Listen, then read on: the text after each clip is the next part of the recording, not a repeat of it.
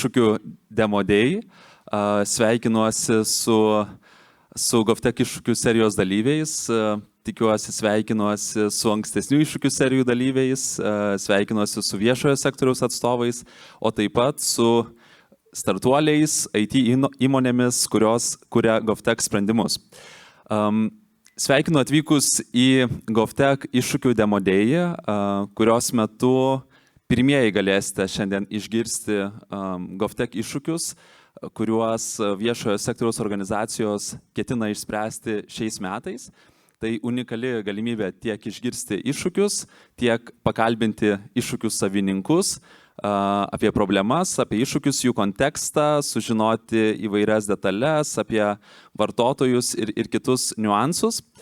Tai iššūkiai šiais metais, kaip ir ankstesniais metais, bus sprendžiami labai įvairiose viešosios politikos ir viešojo sektoriaus srityse, jungiant, pritaikant įvairias technologijas, pradedant dirbtiniu intelektu, baigiant virtualią realybę ar blokų grandinę. Iššūkiai bus kuriami ir sprendžiami iššūkių savininkui, tai yra viešojo sektoriaus organizacijai, susitinkant su startuoliais ir įmonėmis, žinoma, finansuojant iššūkių kūrimą, sprendimų kūrimą per viešuosius pirkimus ir svarbiausia dedamoji, tikriausiai visame šiame procese yra bendradarbiavimas ir bendra kūryba, kurią ir tikiuosi galėsime užtikrinti visi kartu. Iššūkiai, kaip ir kasmet, šiuo atveju bus sprendžiami struktūruotos GovTech iššūkių serijos metu. Tai jau 7 metus vykstanti GovTech programa, kuri per šiuos metus pritraukė beveik 100 viešojo sektoriaus iššūkių, juos sprendė apie 70 organizacijų ir sprendimus padėjo surasti apie 60 organizacijų. Tai šiemet ta kraitelė dar pasipildys.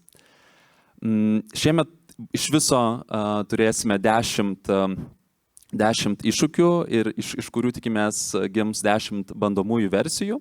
Na ir vienam projektui skiriame iki 53 000 eurų ir projektai bus įgyvendinami skelbiant viešuosius pirkimus ir juos įgyvendinant projekto konkurso būdu. Tai galimybė siūlyti koncepciją, siūlyti geriausias idėjas ir rinktis pačią geriausią idėją ir ją įgyvendinti. Na ir kaip viskas atrodo, kaip ta sudėtinga viešojo sektoriaus problema, iššūkis virsta gulbė, tai yra inovatyvių produktų, inovatyvia bandomąją versiją.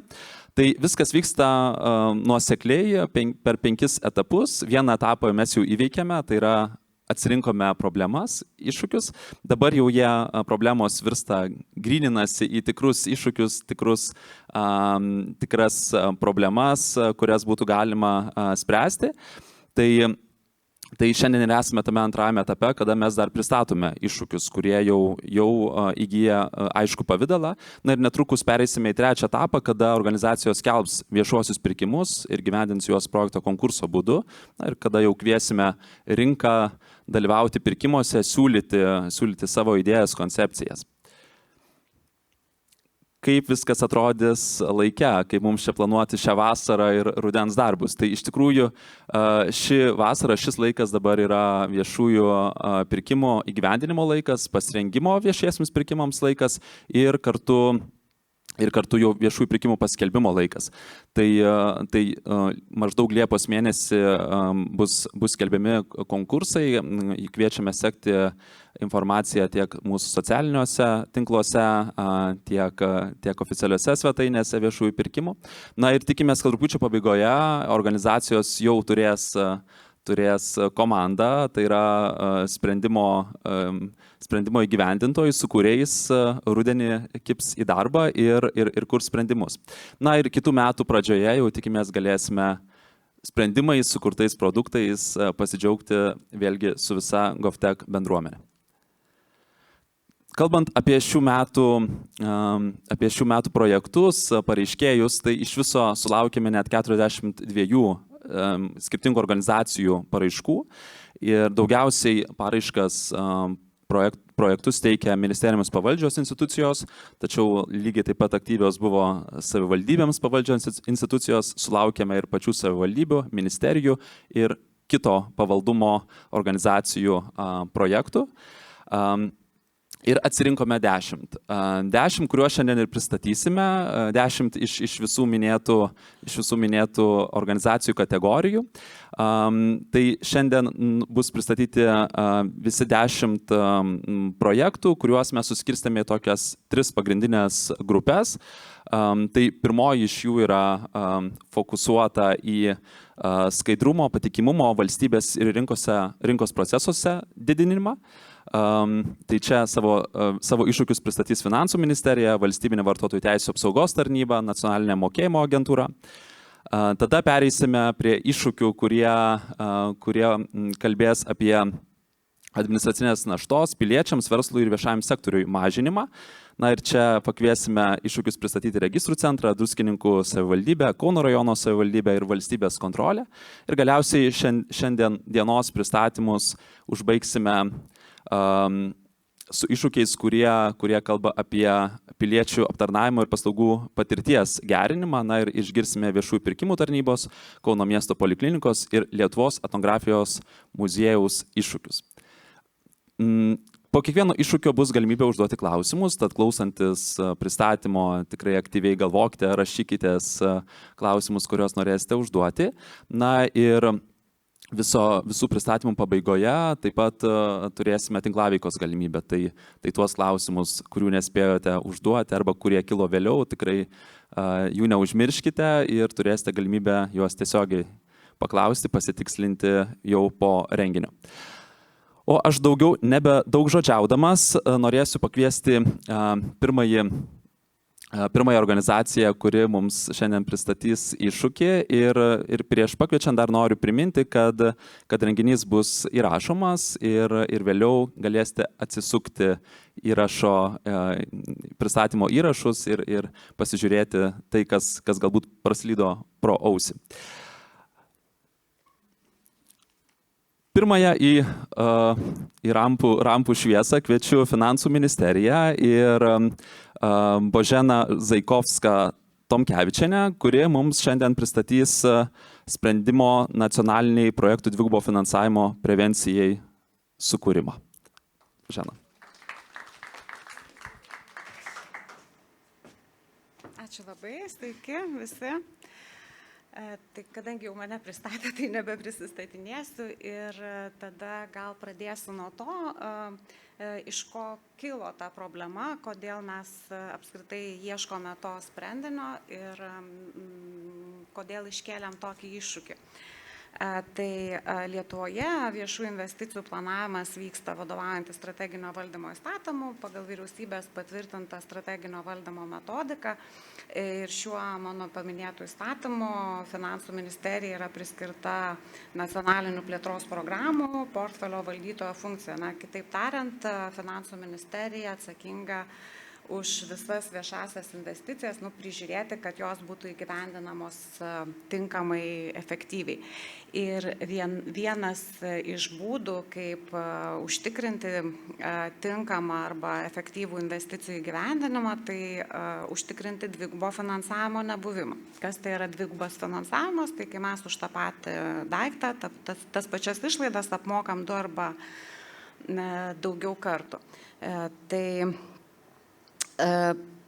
Šiuo metu Lietuvoje mes turim tokią problemą, tiesiog, kad dvigubą finansavimą didžiąją dalimi mes valdom vieno finansavimo šaltinio, tai yra kažkokius, sakykime, visi turbūt žinot, kad mes turime ES fondus arba valstybės biudžeto, lėšomis finansuojamus projektus.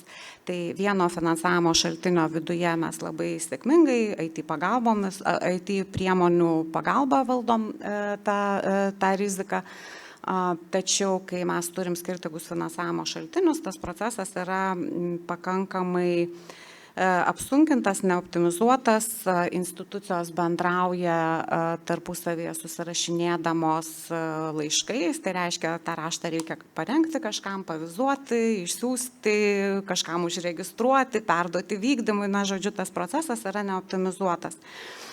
Ir dėl to mes manom, kad ir iškyla rizika, kad visų pirma mes nepakankamai gerai užtikrinsim tą dvigubo finansavimo prevenciją, o kita vertus tas administravimas pačių investicijų jis yra pakankamai toks, archaiškas ir neefektyvus.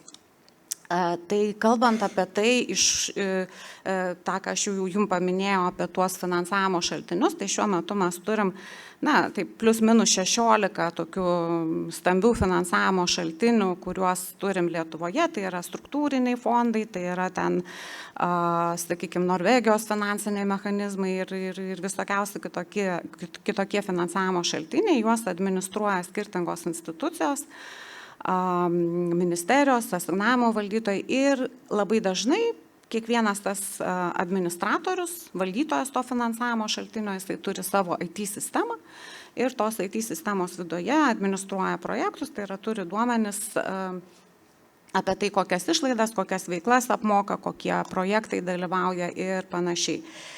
Tai tos IT programos jų irgi yra pakankamai daug, ten SFMIS, ŽUMIS, APVIS, VABAMSas, žodžiu, čia trumpinių yra labai daug, turbūt nieko nesako, bet iš esmės tai yra tokios didelės duomenų bazės, kurių duomenis mums reikėtų patikrinti, tąja prasme, kad pasižiūrėti, ar mes neapmokam to paties antrą, trečią ar ketvirtą kartą, kai kalbam apie tai, kad galiu pasiprašyti pinigų iš vieno finansavimo šaltinio ir iš kito finansavimo šaltinio. Ir kaip jau minėjau, kadangi mes tarp finansavimo šaltinių turim susirašinėti raštais, tai yra tiesiog neefektyvu, labai ilgai užtrunka, tada mes turim išilgėjusi mokėjimo prašymų vertinimo procesą, tai yra projekto vykdytojai laukia pinigų, kol mes patikrinsim, ten raštai susirašysim, kada gausim informaciją ir galėsim sakyti, kad taip, čia viskas gerai, nėra jokio dvigubo finansavimo ir galim išmokėti lėšas. Ir aišku, kodėl mes dar tai darom, ne tik tai siekdami užtikrinti tą efektyvumą, bet ir tiesiog finansavimo šaltiniai, jie taip pat turi savo reikalavimus, kad mes turim jų skiriamas lėšas valdyti skaidriai ir kadangi finansavimo šaltiniai turi tokius reikalavimus, tai tada ir kontroliuojančios institucijos ateina ir tikrina, kaipgi mes užtikrinam tą dvigubo finansavimo prevenciją. Ir jeigu randa kažką, tai tada gali grėsti įvairūs nemalonūs dalykai. Mes galime, aišku, iš projekto vykdytojo išsireikalauti tuos pinigus, bet jeigu, sakykime, tai būtų nacionaliniu mastu, pamatyta, kad sistema iš principo labai blogai veikia, labai ten nieko nesužiūri ir viską ten labai blogai finansuoja, ko aišku nėra, bet aš čia taip truputį hiperbolizuoju, tai tada be jokios abejonės mes turėtumėm ir finansinius nuostolius, tokias baudas kaip šalis, bet kartu tai yra ir reputaciniai praradimai, kai tiesiog visuomenė išgirdusi kažkokį tai nemalonų tokį atvejį gali galvoti, kad mes kažkaip tai neskaidriai finansuojam ar panašiai. Tai labai labai norim tokio dalyko išvengti ir labai norim suefektyvinti. Tai kaip jau minėjau, kas yra problema? Problema yra tai, kad mes tiesiog turim labai tokią neefektyvę, neoptimizuotą, ne IT priemonėmis valdomą procesą, kai turim užtikrinti dvigubo finansavimo prevenciją tarp skirtingų finansavimo šaltinių. Tai va, ir ši problema jinai yra aktuali visom institucijom, kurios valdo skirtingus finansavimo šaltinius, kaip minėjau, jų yra nemažai. Ir ta rizika dvigubo finansavimo proceso, tokio neefektyvaus valdymo, jinai tik tai didėja, nes mes nuolat turim jau pasibaigusių tų kažkokių tai programų, užsidariusių finansavimo šaltinių, naujų prisidedančių, daugiau naujų priemonių, daugiau naujų projektų ir panašiai. Tai va, tai mūsų iššūkis ir yra, tiesiog norim paklausti, gal galit padėti mum išspręsti, kaip galėtume išspręsti neoptimizuoto to dvigubo finansavimo prevencijos proceso, tą neefektyvų valdymą, kaip galima būtų tą procesą suvaldyti, užtikrinti kažkokį tai IT įrankį, kuris mums padėtų visą tą dalyką optimizuoti. Manome, kad toks sprendinys jisai turėtų tiesiog gauti arba kaip vertinti, tikrinti informaciją iš skirtingų tų mano paminėtų IT sistemų, kurios yra kaip duomenų bazės, ir pagal tam tikrus aspektus tiesiog atrinkti pasikartojančius objektus. Tuos pasikartojančius objektus pagal, sakykime, projektų vykdytojas, vykdomas veiklas arba sąskaitų numerius, jeigu yra pasikartojantis objektai, įrašai, jau vertintų darbuotojai, kadangi nebūtinai pasikartojantis įrašai reiškia dvigubą finansavimą, tačiau toksai sprendinys jisai labai palengvintų ir administracinę naštą ir visą tą procesą, kadangi tiesiog mums nebereikėtų tikrinti visų įrašų, galėtumėm tikrinti tik tai tuos įrašus, kuriuos sistema, tas sprendinys mums indikavo kaip rizikingus. Ir kokią mes matom naudą, tai jau kaip ir minėjau, efektyvesnis valdymas, sumažėjus administracinė našta, geroji praktika, todėl kad ir kitos ES šalis narės jau susiduria su šita pačia problema, tai mes tą gerąją praktiką, kaip pavyzdį, tikrai dalintumėme su savo kolegomis iš kitų ES šalių narių, išvengtumėm audito institucijų, kitų kontroliuojančių institucijų pastebėjimų ir efektyviau naudotume investicijas. Ir kokios galimybės, tai mano minėta tas geroji praktika ir mūsų dalinimasis su kolegomis, tai turbūt ir tą žinomumą padidintų ir tarptautiniu mastu, ES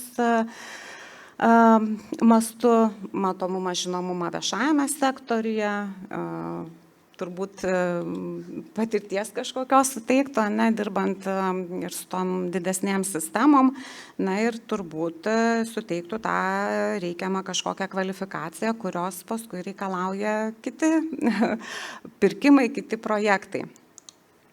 Tai ačiū labai uždėmesį ir labai kviečiame spręsti šitą iššūkį kartu. Ačiū, Božena, dar kviečiu nepabėgti, galbūt dar turėsim klausimą, tai kviečiu pakelti ranką tuos, kurie galbūt norėtų užduoti klausimą. Taip, matau vieną ranką. Tai.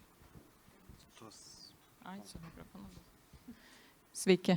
Norėjau paklausti, o Finansų ministerija turi priėjimą prie visų tų 16 RX sistemų? Ar duomenys prieinami, ar reiktų kažkaip? Neveikia, nežinau. Taip, mes kaip Finansų ministerija, aišku, visų 16 nevaldome, tačiau mes tikrai galėtume padėti, tą prieigą užtikrinti. Bet ta prieiga Lietuvos čia mastu? Taip, Lietuvos mastu. Mes tikrai kol kas dar tokių didelių ambicijų neturim. Gal kažkada, gal kitą metą ateisim ES mastu bandyti spręsti šitą iššūkį. Ačiū. Ačiū už klausimą. Ir dar vienas, matau, klausimas. Sveiki, Arūnas Ungladis, Innovian.pro. Ar turėtumėt pavyzdžių tokių dvigubo finansavimo pateikti, kad mes jį galėtume identifikuoti? Ir kokia tai aibė būtų tokių duomenų maždaug? Duomenų aibė, tai žinokit, taip, pavyzdžių, jūs turit minti konkretų pavyzdį, sakykime, gerai. Per skirtingas programas. Aš paimsiu tokį pavyzdį, kuris tiks ir dvigubam finansavimui ir kartu parodys, kad gali būti tie patys duomenys, bet tai nėra dvigubas finansavimas. Sakykime, mes, ateinam į vieną finansavimo šaltinį ir sakom, aš noriu pasimokyti ten kažko tai, ir ten sudalyvauju mokymuose. Tada kitas finansavimo šaltinis sako, žiūrėkit, aš kažkokias paskaitas rengiu, kas norit, galite registruotis, mes jums prafinansuosim jūsų darbuotojams tas paskaitas. Tai aš galiu, ta prasme, tas pačias tose pačiose veiklose sudalyvauti per skirtingus finansavimo šaltinius. Vienoje priemonėje, kurią valdo, sakykime, vienas šaltinis ir kitoje priemonėje. Gali būti toks variantas, sakykime, mes turime sistemoje 100 km kelio. Ir tą 100 km kelio 50 km galim finansuoti, sakykime, struktūrinių fondų lėšomis, o kitą 50 km valstybės biudžeto lėšomis. Taip, ir iš skirtingų sistemų mokėti. Mes dviejose sistemose turėsim pasikartojančius įrašus. Tai reiškia, mes turėsim tą patį projekto vykdytoją, jo pavadinimą, mes turėsim tą pačią veiklą, kelių tiesimas ir mes galim turėti tą pačią sąskaitą. Tada, kad mes iš principo galim po vienu pirkimu, po vieną kažkokią sąskaitą, nežinau, pirkti asfaltą ar kažką tai. Ir tada turime pasižiūrėję, matome, kad kiekvienas finansavimo šaltinis finansuoja tik tai pusę tos sąskaitos. Ir tada to dvigubo finansavimo nėra. Tai yra, mes už tą patį nemokam 2 kartus, nes mokam proporcingai. Tai nežinau, ar aiškiau pasidarė, ar taip, ne. Taip, šiek tiek aiškiau. Ačiū. Tai ačiū, Božena, matyt, likę klausimai galbūt tinklaveikų užduoti, tai ačiū labai, tikrai įdomus iššūkis, aktualus ne vienai, matyt, viešojo sektoriaus institucijai. O dabar kviečiu Rimantą Kvederavičių iš Valstybinės vartotojų teisių apsaugos tarnybos, kuris mums papasakos apie projekto mobilus rinkos priežiūros asistentas atsiradimą, sukūrimą ir gyvendinimą galbūt. Tai sveiki visi. Kaip ir minėjo Viktoras, atstovauja Valstybinė vartotojų teisės apsaugos tarnyba ir viena iš mūsų tokių ganėtinai pagrindinių funkcijų, ganėtinai gal ir skaudžiausiai tiek mūsų veiklos apimtyje, tiek ir visuomenės mastu, tai yra rinkos priežiūra. Tai rinkos priežiūra faktiškai mes esame atsakingi už nesaugių, už kenksmingų produktų patekimą į rinką.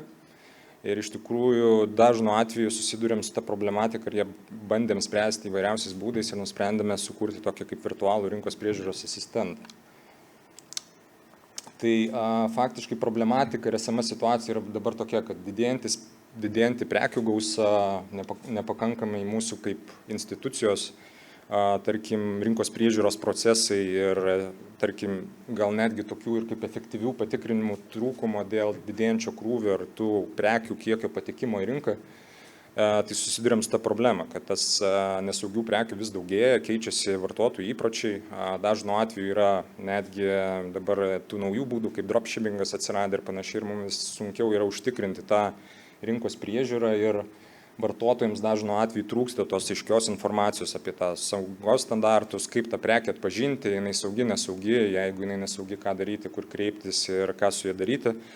O tokios kaip įprastinės, tokios kaip priemonės, kaip sąmoningumo didinimo akcijos ar įprastos informacinės sklaida jau faktiškai nebetenka ganėtinai galios ir tas bendradarbiavimas suinteresuotom šalim vis sunkėja ir ganėtinai yra sunku suvaldyti tuos pačenkančius srautus į rinką. Tai faktiškai visos tos priemonės jau yra nebepakankamos. Tai faktiškai ta problema iš dalies, ne iš dalies, o tiksliau liečia labai didelį galutinių subjektų ratą. Tai faktiškai iš esmės liečia pačius vartotojus, nes faktiškai visos tos pavojingos prekės tai yra galiausiai atsiliepia pačiam vartotojui pirmiausiai dėl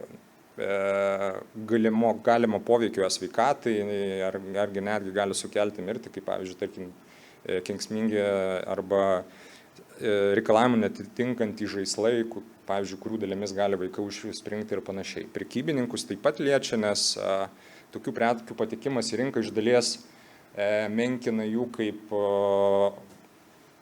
ne tai, kad autoritetą, bet kaip, nežinau, galima sakyti ir autoritetą rinkoje ir po to jis ganėtinai sunku yra atgauti. Rinkos priežiūros institucijas, tai kaip ir minėjau, didėjantis krūvis, didėjanti visa situacija su tais nesaugiais produktais iš tikrųjų faktiškai didina mūsų krūvį ir tuo pačiu resursus, taip pat valstybinės institucijos, kuriuom tas kainuoja, tai faktiškai nesaugių produktų išimas iš rinkos, galimos gydymo išlaidos galutinai, jeigu, tarkim, kažkas atsitinka naudojant nesaugų produktą ir panašiai. Na ir visuomenė apskritai, nes tai yra pasitikėjimas rinka krenta ir dažnu atveju tai atsiliepia visai visuomenė. faktiškai šita problematika ne tai, kad jinai stabilizuojasi ir mažėja, iš tikrųjų didėja ir tų, kaip ir minėjau, tų produktų vis patenka daugiau ir tų sužalojimų ir mirčių netgi skaičius pastaraisiais metais didėja, bet aš kalbu ne vien tik apie Lietuvos, bet ir apie visos Europos mastą. Tai faktiškai ypatingai yra, kaip ir minėjau, tokie nesaugiausi, tai yra žaislai, elektronikos priemonės, kurios iš tikrųjų gali turėti labai didelę įtaką tavo sveikatai arba netgi mirčiai. Na ir faktiškai su ta problema susiduria tiek kitos rinkos priežiūros institucijos, kurios, tarkim, turime sąsajas, tarkim, šioje veikloje, tiek vartotojų apsaugos organizacijos, tiek Lietuvoje, tiek Europoje, tiek net ir pasaulinės, na ir tarptautinės organizacijos.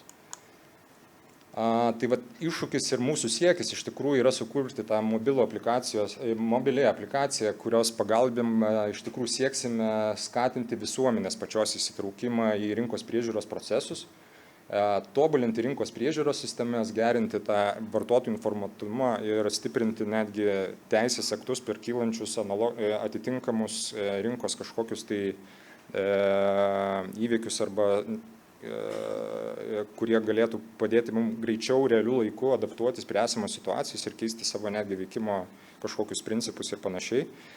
Na ir faktiškai sieksime užtikrinti didesnį saugumą, pasitikėjimą ir informatumumą ir atsakomybę rinkoje. Šiuo sprendiniu iš tikrųjų galės naudoti 3 grupės, tai yra vartotojai, prekybininkai, rinkos priežiūros institucijos. Mes galvojame sukurti aplikaciją, kurios principų apjungsime visas šitas grupės. Vartotojai, kurie gaus informaciją atitinkamą apie nesaugius produktus, taip pat galės juos identifikuoti DAI pagalba, nusifotografuodamas ir gaudamas informaciją, kas tai per daiktas, kokie reikalavimai yra jie taikomi. Na ir jeigu jis yra jo požiūriu pagal suteiktą informaciją nesaugus, galės mus informuoti, kaip ir mes įstrauksime, kai rinkos priežiūros institucija reaguodami į tokius pranešimus ir užkirsdami kelią tolimesniai, tarkim, to produkto cirkuliacijai rinkoje. Na ir prekybininkus, nes manau, kad visiems yra svarbi reputacija ir iš tikrųjų džiaugiamės, kad daugėja, kaip ir daugėja, tarkim, nesaugių produktų, bet taip pat ir daugėja iš dalies ir socialiai atsakingų verslų, kurie tikrai, manau, prisidės aktyviai prie šito sprendinio ir galės prisidėti ir dalyvauti šiame formate.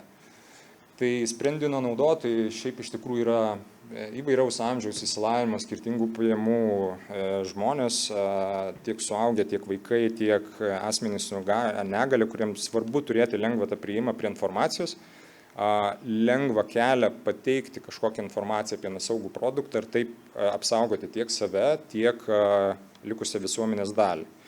Na ir esminės tos sprendinio funkcijos bus, kad lengvas pranešimas apie įtariamą pavojingas prekes, prieiga prie informacijos, kaip minėjau, apie saugos standartus, bendradarbiavimas suinteresuotų šalių, kaip ir minėjau, su prekybininkais arba rinkos priežiūros institucija.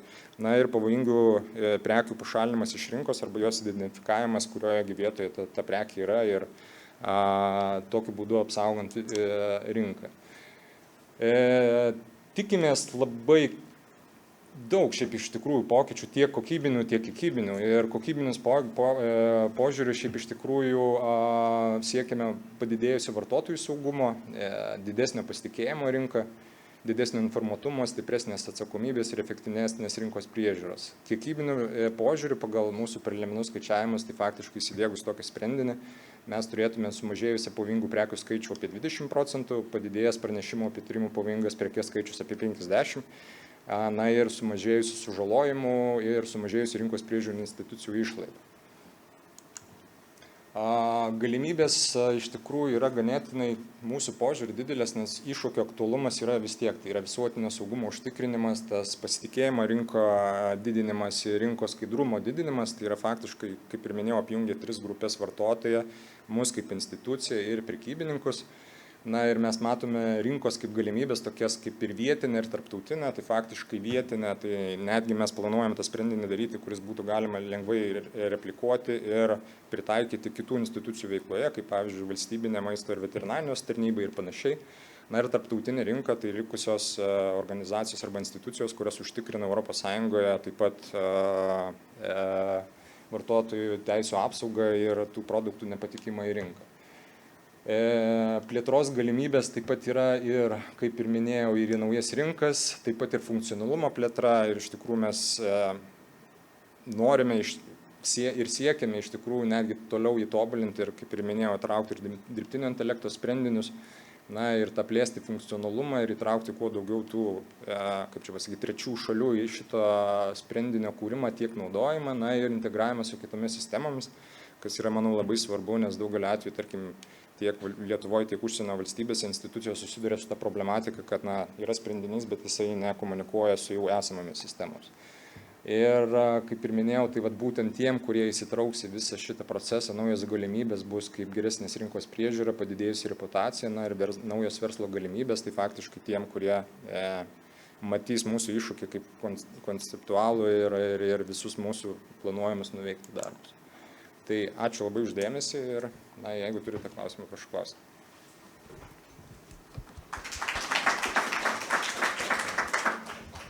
Tikrai metas klausimams.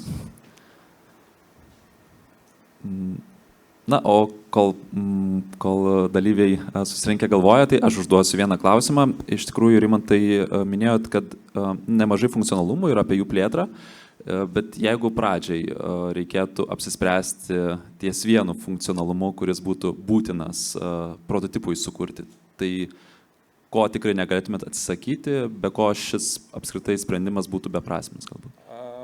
Aš manau, kad esminis būtų dalykas, kurį mes pirminėme etape bandytumėm įgyvendinti, tai yra informacijos prieinamumas apie nesaugius produktus, tai faktiškai identifikavimas, nes dažnu atveju mes net nežinom, kaip tuos produktus patikrinti, jie saugus, nesaugus, tai faktiškai per tą funkciją mes galėtume tikrai paimti didelę dalį tos rinkos, kuri gal net ir įtrauktų visus rinkos dalyvius labiau domėtis apie tuos produktus, nes kaip ir, man rodos, praeitą kartą juokavau, kad jeigu žmonės įkalbinom kažkada pokemonus gaudyti, gal įkalbinsim ir nesaugius produktus. Tai taip.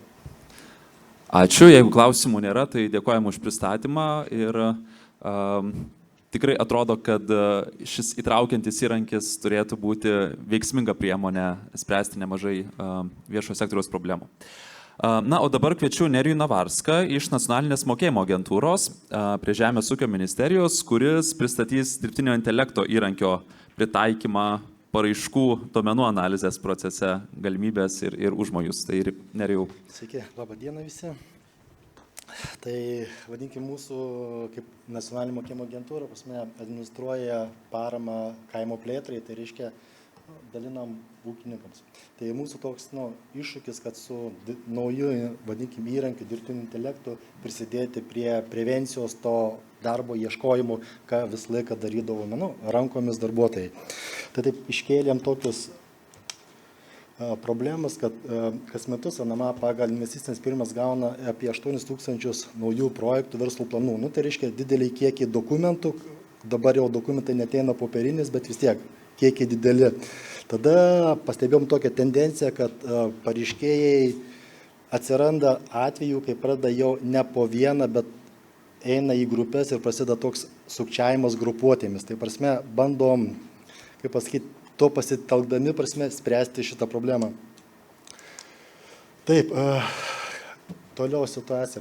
Paraiškų įvertinimų sprendimų dėl paramos skirimo, kaip ir visos agentūros, turime labai ribotą laiką, per ką turime surasti, vadinkime, ir tuos sprendinius. Toliau žmogiškiai ištekliai, kaip visi žinom, darbuotojų vėl. Atsižvelgiant į atlyginimus, visą laiką trūksta, atostogos, kiti laikai. Ir tada rizikų nustatymo veikla apima didelio kiekio informacijos bei duomenų apdorojimą ir sisteminimą. Kaip pasikartosim. Taip, tai mūsų iššūkis dirbtinio įrankio automatizuotai atliktų dalies duomenų analizę ir identifikuotų projektuose esančius sutapimus. Tai mes norėtume, vadinkim, kad, kaip čia pasakyti, grupuočių dalyse arba pasikartojančias surasti sutapimus, klaidas, kad, vadinkim, būtų galima ne darbuotojams sėdėti ir skaityti ant kiekvieną tą lapą ar kažkas, bet tai būtų atliekama dirbtinio intelekto arba įrankio pagalba. Ir antra dalis mūsų tokia, čia daugiau galbūt į viziją būtų, kad atpažintų galimai dirbtinai sukurtus projektus. Tai čia galbūt būtų antra dalis to mūsų projekto, ką mes norėtume, nes vis tiek norėtume išmokinti tą įrankį, kad jis atpažinėtų, kas tai yra blogai. Bet pirma dalis tai mums būtų, pirmą dalį, jeigu įgyvendintų, tai būtų jau tai mums pagalba.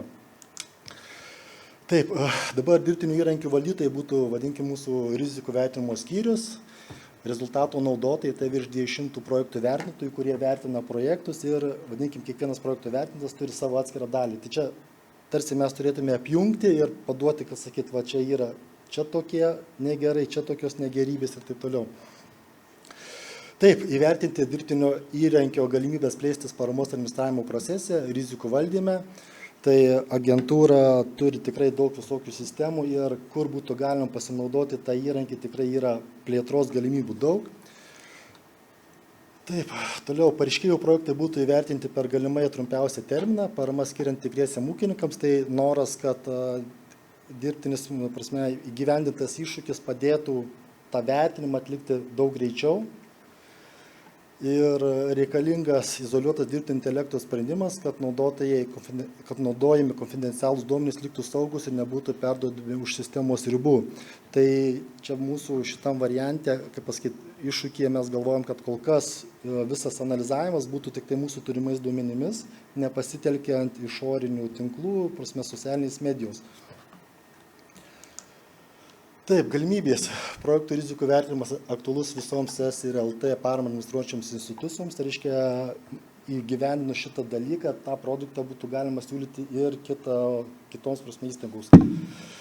Taip, ir naujos galimybės dirbtinio intelekto pritaikymas NMA kitose paramos administravimo etapuose ir procesuose. Tai kaip ir sakiau, kad pavykus įgyvendinti tą dalį būtų galima plėstis ir pačioje agentūroje prasme prie kitų sistemų, ten su plotais susijęs ir taip, ir būtų tiek, tik tai pakeitėm iššūkį, kurkime klestinti kraštą kartu, tai gal čia nieko tokio. Nieko tokio, paplaukiam. Metas klausimams apie šūkį arba apie projektą, apie viską. Taip, viena ranka. Taip, plaukit mikrofoną, to prinešim.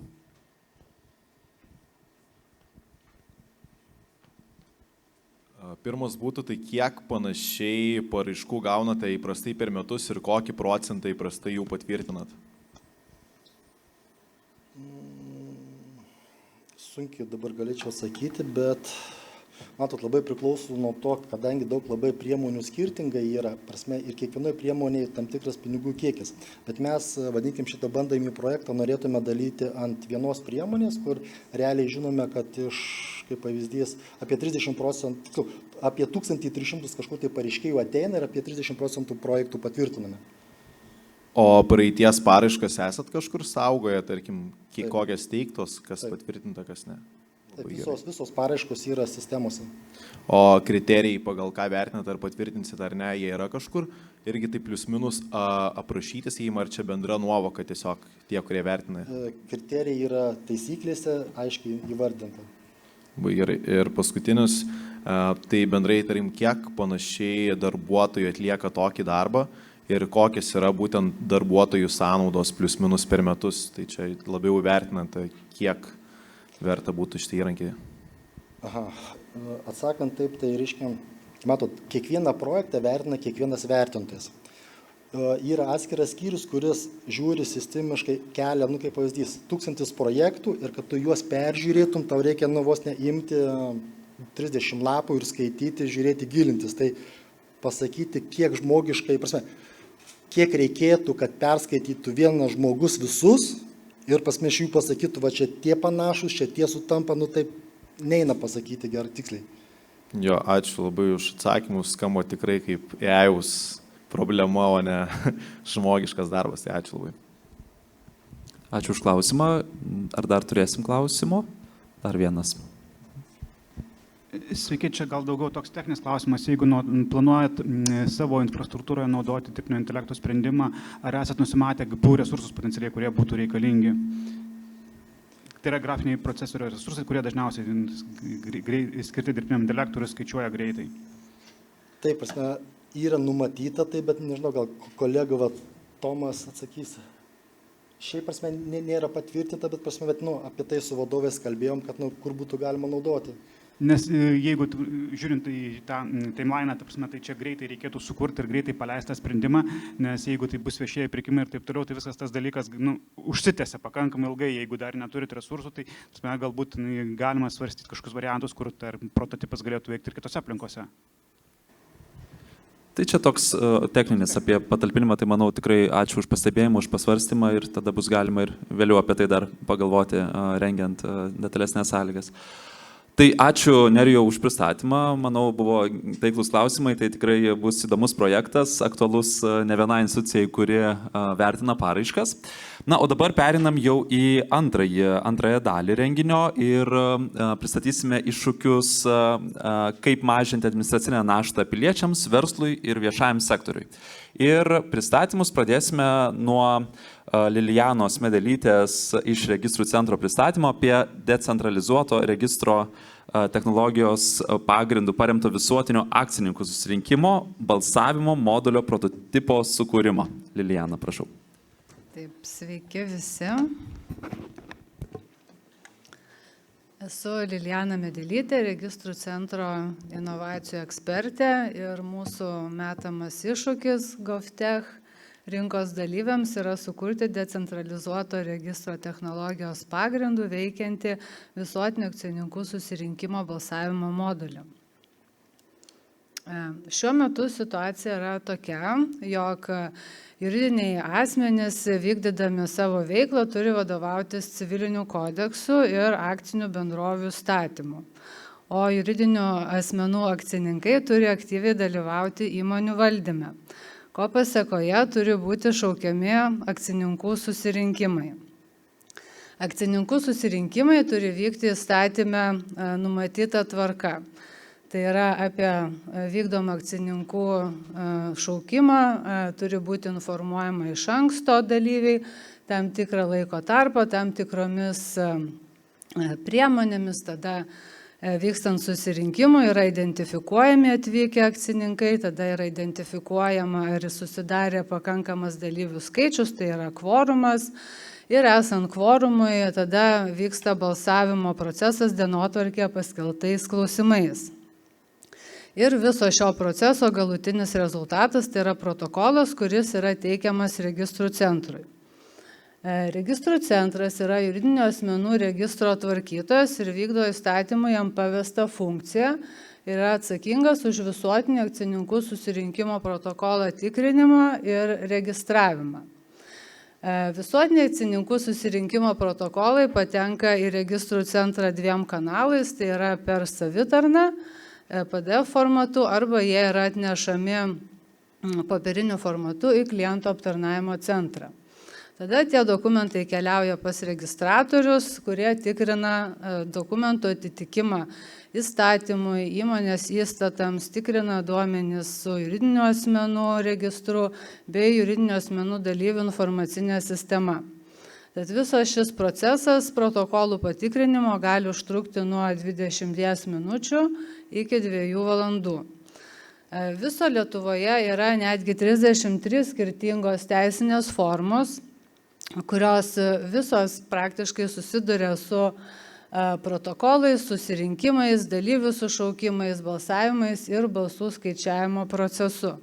Tad atsižvelgiant į tai, kad šis procesas tikrai yra didelis, turi daug kintamųjų, visuotinių akcininkų susirinkimai gali būti skirtingų tipų, eiliniai, neeiliniai, šaukiami dėl skirtingų priežasčių, nuo to susirinkimo tipo priklauso, kaip yra apskaičiuojamas balsavimas, koks turi būti kvorumas, kad tas susirinkimas įvyktų. Ir visame šitame procese didžiausia problema yra netgi ne tame, kad mes tikrai sulaukiame daug tų protokolų ir kad jų patikrinimas užtrunka gan ilgai, bet tai, jog nuo protokolo suformavimo momento iki pateikimo registrų centrui atsiranda laiko tarpas, o to laiko tarpo ertmėje atsiranda galimybės duomenų klastojimui laike.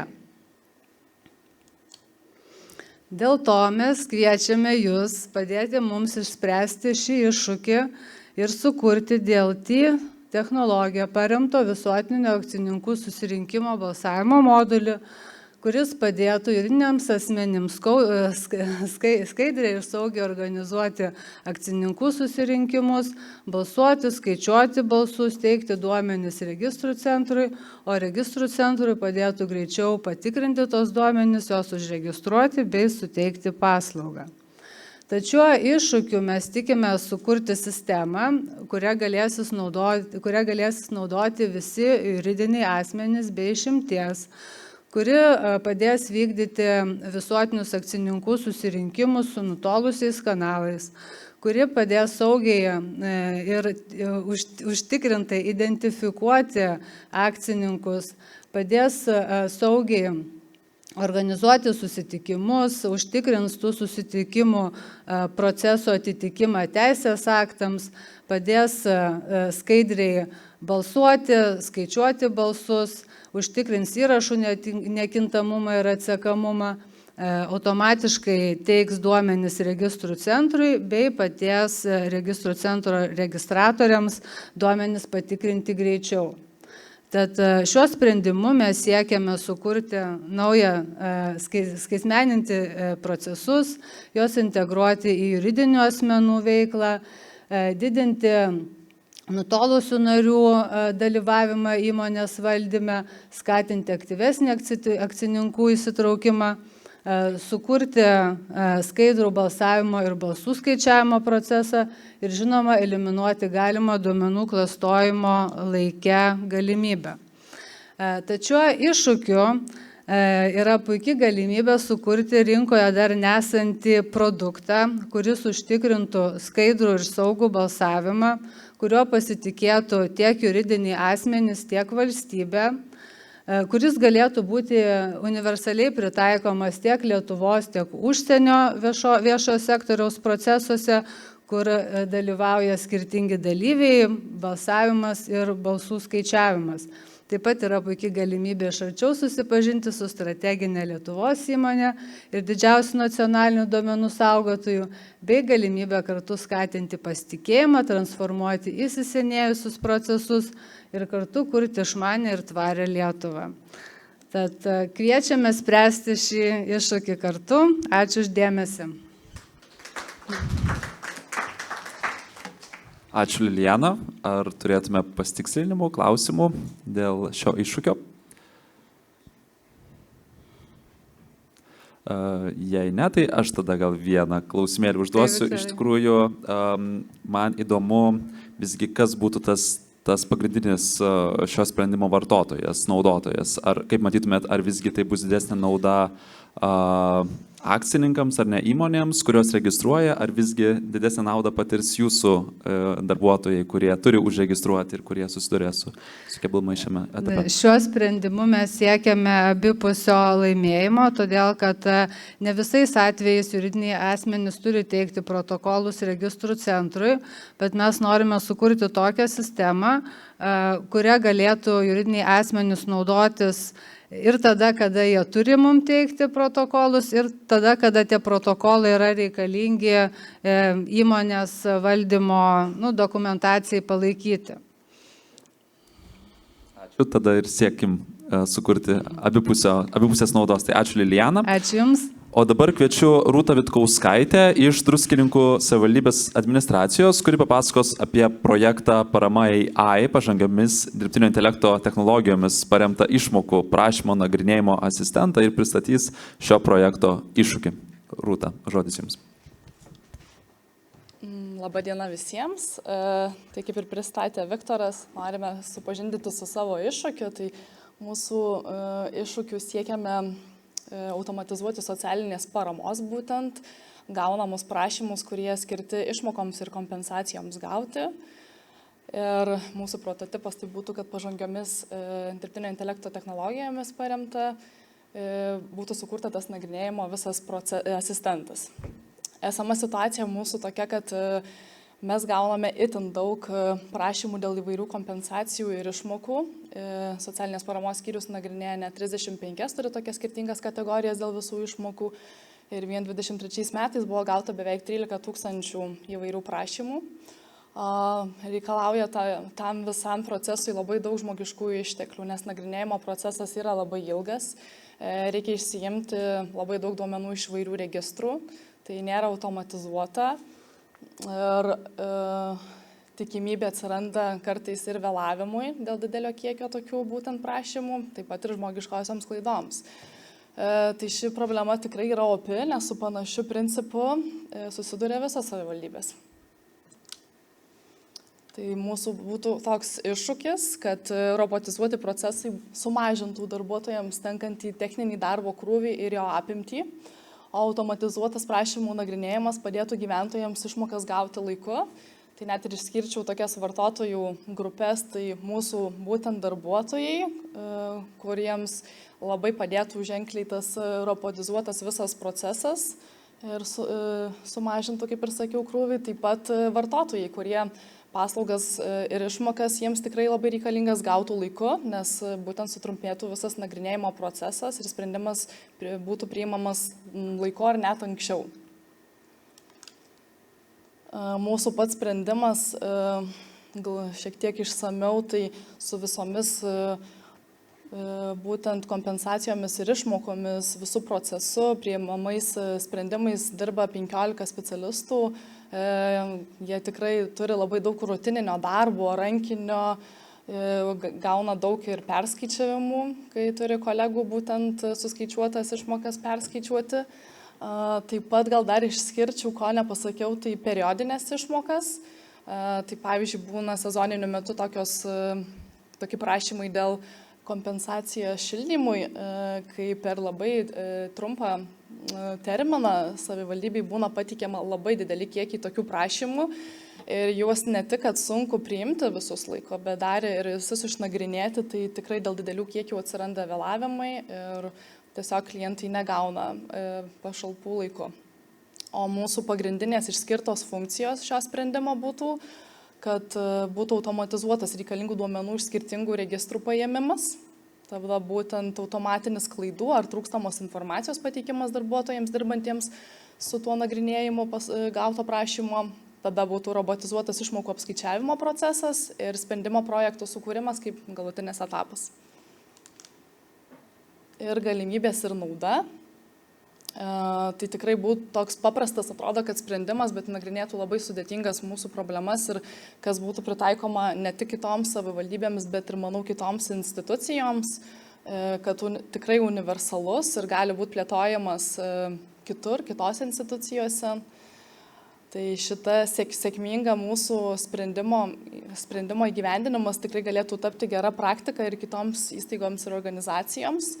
Ir mes ateityje, ką esam nusimatę, tai tikrai rezultatų testinumą, nes norėtumėm ir toliau pridėti kitas galbūt administruojamas paslaugas ar prisijungti ir kitus procesus, kas turėtų dar tolimesnę tada sėkmę visam šitam mūsų sprendimui. Tai gal trumpai būtų tiek. Jei galėsiu, tikrai atsakysiu jūsų klausimus. Tai ačiū uždėmesį. Tikrai metas klausimams. Ačiū, Rūta. Ar turėsime jų? Vieną, taip, turim klausimą.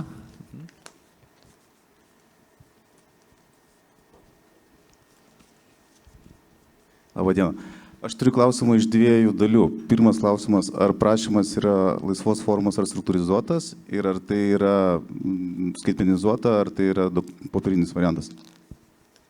Tai turime ir tokių, turime ir papirinių, turime ir skaitmenizuotų, ir elektroniniam erdvėje pasiekiamos, o daugiausiai mūsų visi prašymai pasiekia tikrai gyventojams atėjus pas mus, bet esame skaitmenizavę visas prašymų formas, todėl jos planšetės dėka būna iš karto jau skaitmeninės, tai galėtumėm dar plėtoti ir šitą įrankį ir turbūt padėti būsimiems tiekėjams. Bet tai nėra laisvos formos prašymas, tai yra struktūrizuota forma, ar ne? Taip, taip. Ir iš esmės su visomis jomis galime jau dabar susipažinti, tikriausiai Druskininkų savivaldybės interneto svetainėje galbūt. Tai ačiū tada, Rūta, už pristatymą, už iššūkio išskleidimą. O dabar kviečiu susipažinti su dar vienu į procesus orientuotų iššūkių, jo išsprendimu ir kviečiu Tomą Kantaravičių iš Kauno rajono savivaldybės administracijos, kuris pristatys laukinių gyvūnų daromos žalos vertinimo skaitmeninį sprendimą.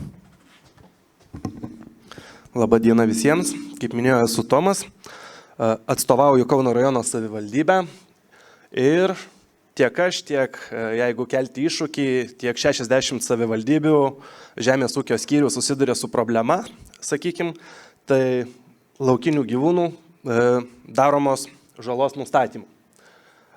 Jeigu, ar girdisi? Viena iš didžiausių problemų, su kuria susiduria tiek žemės savininkai, tiek ūkininkai, sakykim, tai yra laukinių gyvūnų daroma žala bei jos nustatymas. Matom vaizdo medžiagą, kaip iš Kėdainių rajono į Kauno rajoną atklydo stumbrai ir iš tikrųjų, kai jie atėjo, susidūrėm su iššūkiu, nes padidėjo žalos mastas, komisija yra sudaryta, kuri važiuoja pagal ūkininko kreipimusis ir ji fiziškai kiekvieną lauką turi apeiti, pamatuoti, paskaičiuoti. Tai mes savo įsikėlėm tokį iššūkį ir kreipėmės jūs, sakykim, su idėja, kaip tą dalyką padaryti paprastesnį. Mes, kaip Kauno rajono savivaldybė, kiekvienais metais vertinam apie 600 hektarų plotą. Tai yra gana nemažas plotas, bet atvykus stumbrams tas plotas didėja, jeigu lyginant su kitomis savivaldybėmis ir visos Lietuvos mastu. Tai tokios sudarytos komisijos vertina beveik 5000 hektarų plotą ir galbūt tai mažiau liečia tas miesto savivaldybės, sakykime, kurios Vilniaus miestas, taip toliau, kurios neturi ūkininkų, o šiaip tai tokio įrankio nėra nei Lietuvoje, nei Europoje.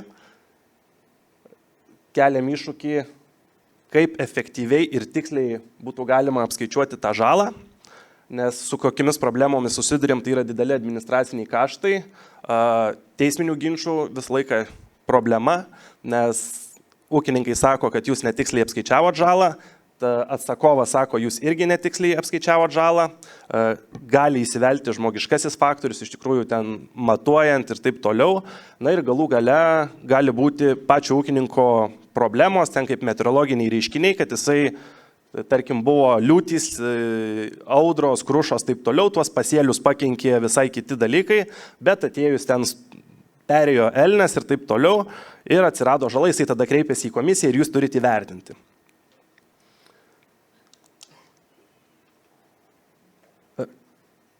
Ką turėtų sprendimas apimti? Tai turėtų būti žalos aptikimas ir jos dydžio nustatymas fiksuojant vaizdą iš viršaus. Mūsų idėja tai yra bepiločio orlaivio pritaikymas, kas būtų efektyvu ir nereikėtų visai komisijai apeiti vieną lauką kelis kartus ir tas užtrunka daug laiko. Tai galėtų nuvykti vienas specialistas savivaldybės, pasikvietęs ūkininką ir sakykime, atsakovą, kurie kartu tą dalyką atliktų. Mes norėtume, kad ta medžiaga būtų visa apdorota, žala identifikuota, pritaikant dirbtinį intelektą, bei jau gautume suformuotus rezultatus saugioje virtualioje aplinkoje. Kaip minėjau, su problematika yra gana plati. Dvi ministerijos, tai aplinkos ir žemės ūkio ministerijos, yra patvirtinusios metodiką, kuria turi vadovautis savivaldybių sudarytos komisijos. Ir ten yra parašyta, iš tikrųjų net toj metodikoje nėra nurodyta, kad viena iš priemonių ir įrankių gali būti dronas bei dirbtinis intelektas, kuris tą dalyką darytų. Tai mūsų idėja ir vizija yra, kad šio, sakykime, projekto produkto atsiradimas paskatintų tas dvi ministerijas leistis į dialogą ir patobulinti metodiką. Kodėl tai aktualu visai Lietuvai, kaip minėjau, tai nėra tokio įrankio. Tuo įrankiu galėtų pasinaudoti, sakykime, netgi patys ūkininkai, įsigyti arba paslaugą, arba kažkokį alternatyvą, kur mes matom panaudojimą daugiau negu vienoj srity. Iš tikrųjų, kaip pavyzdys, pavasarį visi per žinias sako, nedeginkit pievų, gresia baudo, žalos gamtai ten už išdegintus plotus. Kiek turiu pažįstamų aplinkosaugo ir pačiam teko dirbti toje srityje, tai yra taip pačiai mechaniškai atliekamas darbas, ima visi ruletės matavimo juostas į rankas, eina ir matuoja išdegusius plotus arba ten užterštas teritorijas. Šio įrankio, sakykime, pagalba būtų galima pamatuoti išdegusį plotą, galbūt kažkokiais naftos produktais užterštą teritoriją tiek vandens paviršiuje, tiek žemės paviršiuje.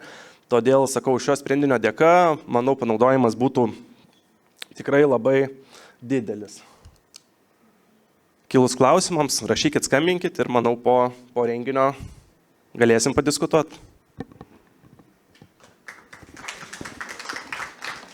Ačiū, bet manau, kad padiskutuosim ir dabar. Dar matau vieną ranką jau su klausimu pakilus. Sveiki, Sandra iš Iterato, turim klausimą. Kaip gali duoti kelis pavyzdžius, kaip ta žala atrodo gyvūnų padaryta, kas tai gali būti? Nes ten labai jau taip smulkmeniškai kažką toj nuotraukoje matavot, tai bandom suprasti, kiek tas dronas sugebėtų įžiūrėti tą žalą. Ten ta nuotrauka buvo įdėta parodyti, kad viskas yra atliekama žmonių, bet iš tikrųjų žala gali būti tai žvėrių migracijos takai, gali būti žvėrių nuėdimai, išgulėjimai, išknisimai ir taip toliau. Patys turim droną, ta prasme ir fiksuojam, kad būtų lengviau orientuotis į kurią lauko vietą eiti ir identifikuoti, jau tada vis tiek žmogus eina, žiūri, ar ten, kaip sakau, dėl liūties, dėl užmirkimo tas pasėlių žuvęs, ar tiesiog kažkas. Tai drono pagalba matosi tie visi dalykai. Ta iš tikrųjų galit net pasižiūrėti ir paprašiau iš palydovo Maps LT prisitraukus bet kurį pasėlių lauką, jūs matysit, kad jisai atrodo kaip atogražų ten miškai, kurie upeliais išvingiuoti. Tai yra žvėrių migracijos takai. Tai va, kaip pavyzdys. Ačiū ir dar matau vieną ranką.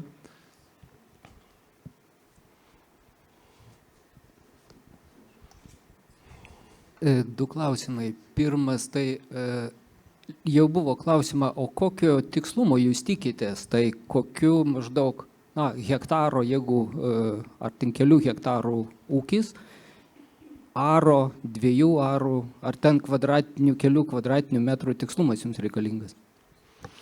Nes tai susijęs su žala. Na, aš suprantu, žala, ten kvadratinio metro žala, tai turbūt yra niekinė, dideliam plotui. Tai aš suprantu jūsų klausimą, iš tikrųjų žmonės ten nesikreipia dėl žalos, kur praėjo stirna, nuskabė kelias varpas ir taip toliau. Tai yra kreipiamasi dėl tokių dalykų, kur, sakykime, mūsų komisija per metus nustato žalos apie 60 000, sakykime, sumos. Ta suma pasidalina apie 4-5 ūkininkai, tai, sakykime, vidutinis ūkis apie gali būti 10 000 eurų.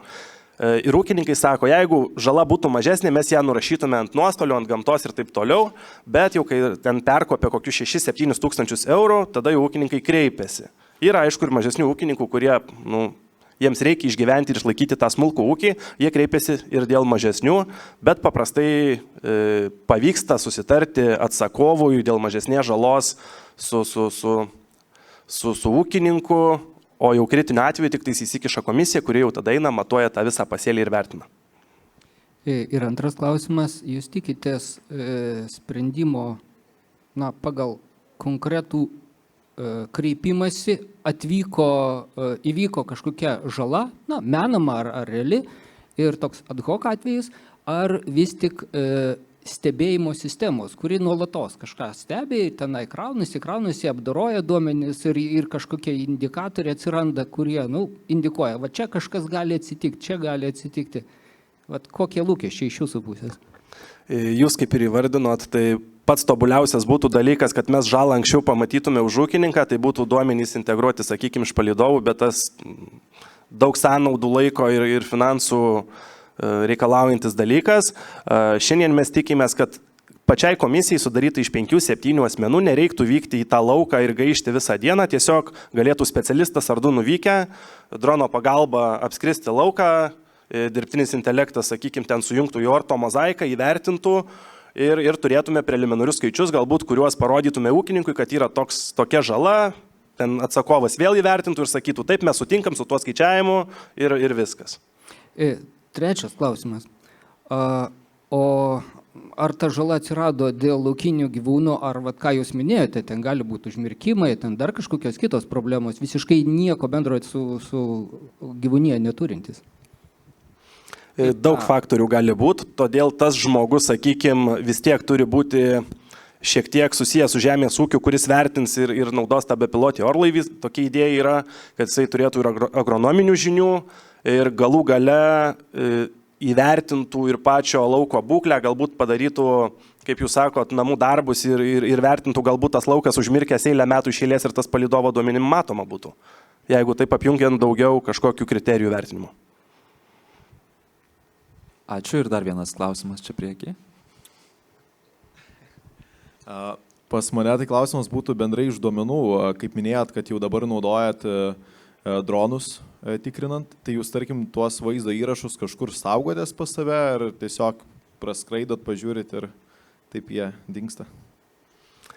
Turim tos medžiagos, bet ji nėra, kadangi dronas nėra aukštos kokybės vaizdo kamera, sakykime, tai nėra tokia labai patogi darbo, jeigu reiktų apmokyti dirbtinį intelektą, bet turime kelias ir aukštos kokybės nuotraukas, sakykime, jeigu kaip pavyzdžiui reikėtų rangovui dirbti, tai mes turėtume medžiagos, ką jiems pasiūlyti. Ačiū.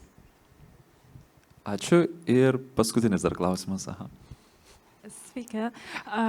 Du klausimai. Paskutiniai. Pirmas. Ar būtina naudoti dronus ir kodėl netinka kitos technologijos? Antras klausimas. Nežinau, ar jūs žinote, ta prasme, Kėdainiai yra kūrę panašų sprendimą stumbrų daromai žalai. Ar jūs norite to paties, ar jūs kažko kito čia ieškote? Kiek žinom, Kėdainiai tai naudoja palydovo duomenis. Taip. Ir tas yra palydovas, jeigu kažkokie, sakykime, oro sąlygos, debesuotumas, taip toliau, tai yra nepakankamas duomenų kiekis ir galbūt sunkesnis, sudėtingesnis nustatymas, dėl ko kyla konfliktas. Mes vertinam visą laiką teisminio ginčo konfliktą, jeigu ten per debesis nesimato lauko ir žalos, tai kaip galima mes jį nustatyti. Tai mes norėtume imti tikslesnį metodą, geros raiškos kamerą, kur būtų tikslesni duomenys. Ačiū. Tai panašu pagal klausimų gausą ir susidomėjimą, kad tikrai turėsit pasiūlymų ir sprendimų. Tai ačiū Tomai tada. Ačiū. Ir kviečiu dabar Kristiną Jakštonytę iš valstybės kontrolės, kuri pristatys mums finansinio audito procedūrų atlikimo ir duomenų gavimo automatizavimo iššūkį. Kristina, prašau. Sveiki, aš Kristina iš valstybės kontrolės. Suprantu, kad mūsų tema mažiau įdomi negu stumbrai, vilkai ir elniai, nors mes iš valstybės kontrolės mums labai patinka skaičiai. Papasakosiu, ką mes norim padaryti. Mūsų iššūkis yra tarsi iš dviejų dalių, kaip automatizuoti visų pirma finansinių duomenų rinkimą ir po to, kaip automatizuoti finansinio audito procedūras. Ir norim padidinti efektyvumą. Pasakysiu, kodėl tai yra mums iššūkis.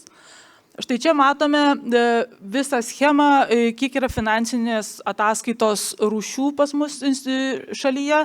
Visų pirma yra apatinis lygis, tai yra kiekviena veikianti Lietuvoje biudžetinė įstaiga ruošia savo finansinės ataskaitas, jos vėliau konsoliduojamos į aukštesnį lygį ir antrame lygyje vėlgi konsoliduojamos, tai yra valstybė, VSDF, PSDF, išskyrus valdybės viską audituoja valstybės kontrolė. Tai galite suprasti, kokio dydžio mums tai yra iššūkis, įskaitant ir nacionalinį metinių ataskaitų rinkinį. Tačiau šio iššūkio kontekste mes apsiribojame tik valstybę, nes kitaip turbūt iššūkio nesugebėsim įgyvendinti, bus šiek tiek per daug, bet kartu tai yra galimybė plėtrai ateityje. Taigi kalbam apie valstybės ataskaitų rinkinį, kurį sudaro plius minus 500 atskirų institucijų ataskaitų rinkinių. Taigi iššūkis yra daug institucijų.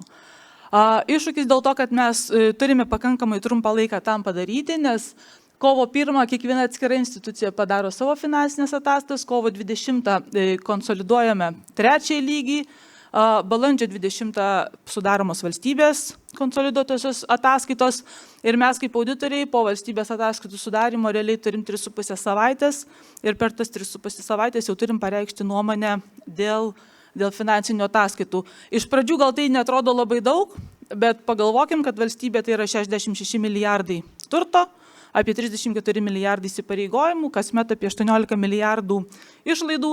Tokie skaičiai, prie kurių mes tiek pripratę, kad mums jau jie net visiškai nerealūs ir atrodo per dideli ir suprantama, kad visko patikrinti neįmanoma, todėl norim maksimaliai automatizuoti. Kokia yra šiai dienai situacija su apskaita? Visa viešojo sektoriaus apskaita, beveik visa, stovi ant tų 3 vadinamų banginių, čia kolegos iš finansų ministerijos minėjo kai kurios iš jų, tai yra FSAKis, tai yra konsolidavimo sistema, tai yra BAMSas, tai yra biudžeto apskaitos ir mokėjimų sistema ir FABIS. Tai yra viešojo sektoriaus finansinės apskaitos posistemis, kuriame šiai dienai dar yra ne visos, apie 400 institucijų.